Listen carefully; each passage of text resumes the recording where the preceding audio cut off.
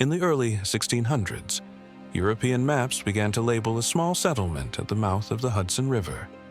On the southern tip of Manhattan, a modest Dutch outpost appeared. The settlement was called New Amsterdam. Early engravings show wooden houses clustered close to the shore. A rough fort dominated the harbor. Ships anchored just offshore, forming a thin link between the colony and Europe. This place was not yet New York. It had no grand streets or stone buildings. It was a fragile trading foothold, planted on contested land at the edge of a vast continent. In this video, I use modern AI technology to bring 17th century New York back to life, drawing from simple historical drawings and early engravings. In 1609, Henry Hudson, an English navigator sailing for the Dutch Republic, arrived with his crew aboard the Half Moon. The ship entered the wide harbor and made landfall along a wooded tidal shore at the mouth of a great river. He found a wooded tidal shoreline shaped by indigenous trade routes. Lenape paths crossed marsh, forest, and water access points. This was not empty land. It was a working landscape, already mapped by daily movement. Hudson's Landing did not create a city, but it revealed a location that merchants would soon claim, a quiet moment that marked the beginning of European foothold. In the 1620s, Manhattan was acquired from local native tribes through trade. From that point on, the Dutch considered the land legally secured. With the claim secured, the landscape changed quickly. Forests were cleared. Timber was cut. Simple structures rose along the shore. In 1624, a permanent settlement was established at the southern tip of Manhattan. At its center rose Fort Amsterdam. Built from earth and timber, the fort anchored Dutch authority. Cannons faced the harbor.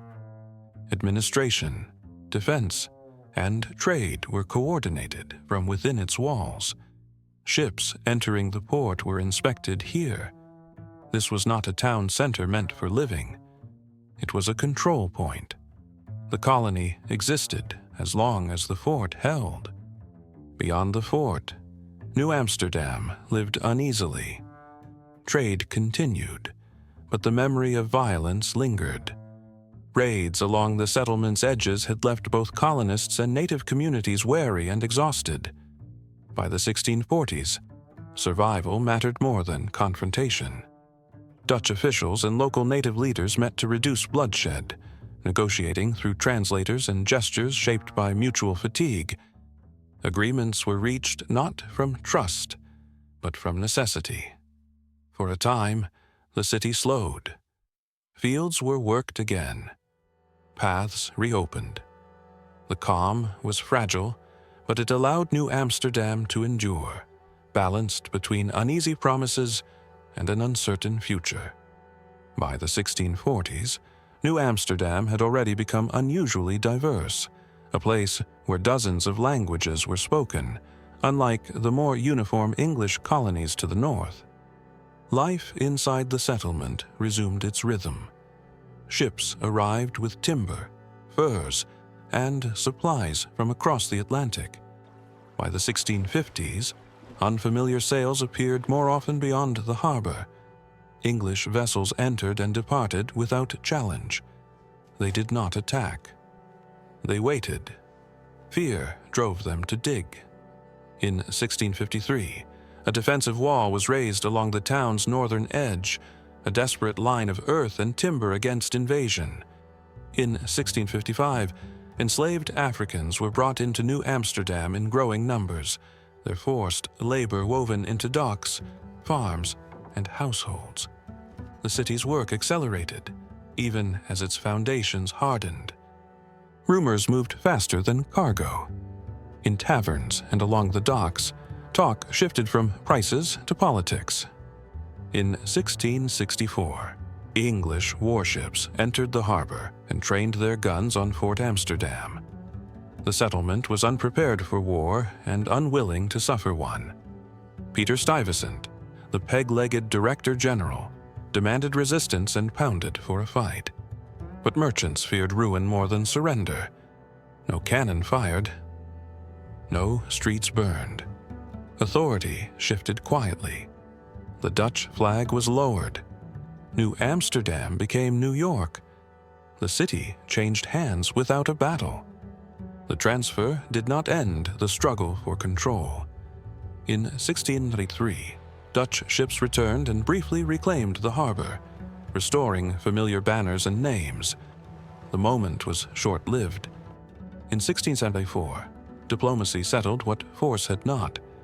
The city passed once more into English hands, this time for good. Daily life continued through each change. Dutch houses still lined narrow streets. The labor that built the port and served its homes remained, even as flags changed above the harbor. New York grew by adaptation rather than certainty, shaped by authority that shifted above it, while the city itself endured below. By the 1670s, the city's shape became easier to recognize. The old timber wall on the northern edge had been reinforced, no longer just a barrier of fear but a fixed line of the city, running along what would later become Wall Street.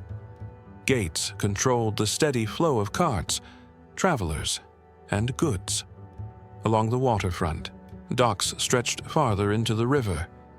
By 1679, the Great Dock extended into the East River, crowded with merchants, sailors, and laborers unloading barrels of sugar, tobacco, and furs. Pearl Street followed the curve of the old shoreline, busy from dawn to dusk. New York was no longer a temporary outpost. Its streets, walls, and docks gave the city a daily rhythm shaped by trade and control.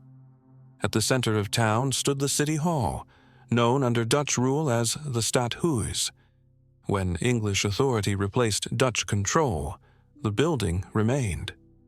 New officials took the same rooms, enforced new laws, and governed from the same walls. Power changed hands, but the city's routines endured. By the 1680s, New York was growing quickly under English rule. The population passed 4,000. Brick houses began to replace older wooden homes, though Dutch gables and narrow streets still defined much of the city. Power felt distant but present. Merchants watched the harbor.